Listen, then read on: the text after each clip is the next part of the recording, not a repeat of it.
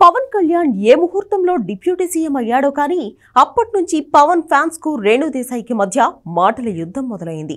Pawan deputy CM అయ్యాక రేణు దేశాయి పోస్టులకు కొందరు పవన్ ఫ్యాన్స్ కామెంట్లు పెట్టారు. పవన్ ను వదిలేసి చాలా పెద్ద తప్పు చేశారు అంటూ చెప్పారు. అయితే ఈ కామెంట్స్ కు రేణు దేశాయి స్పందించారు. తాను పవన్ ను వదిలేయలేదని, పవన్ కళ్యాణే వేరే అమ్మాయి కోసం తనను వదిలేశాడని చెప్పారు. ఇది జరిగే చాలా రోజులైనా ఈ కామెంట్ల వర్షం మాత్రం ఇంకా ఆగలేదు. సోషల్ మీడియాలో వస్తున్న ఈ కామెంట్స్ తో రేణు దేశాయి కూతురు ఆద్య కన్నీరు పెట్టుకుందట. దీంతో కడుపు మండిన రేణు మరోసారి పవన్ ఫ్యాన్స్ ను సోషల్ మీడియాలో ఏకిపారేశారు. ఎవరికి వాళ్ళు వాళ్ళ పర్సనల్ లైఫ్ చూసుకోకుండా తన మీద ఎందుకు పడుతున్నారంటూ సీరియస్ అయ్యారు.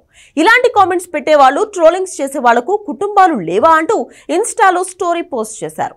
ఎందుకు ఇలా తనను టార్గెట్ చేసి తన పిల్లలకు ప్రశాంతత లేకుండా చేస్తున్నారంటూ సీరియస్ అయ్యారు. దీంతో మరోసారి ఈ పోస్టుల వ్యవహారం సోషల్ మీడియాలో హాట్ టాపిక్ గా మారింది. అభిమానం ఉంటే హీరో మీద చూపించాలి గానీ ఇలా మహిళలను టార్గెట్ చేయడం కరెక్ట్ కాదంటూ చాలా మంది పవన్ ఫ్యాన్స్ కూడా రేణుకు మద్దతు తెలుపుతున్నారు.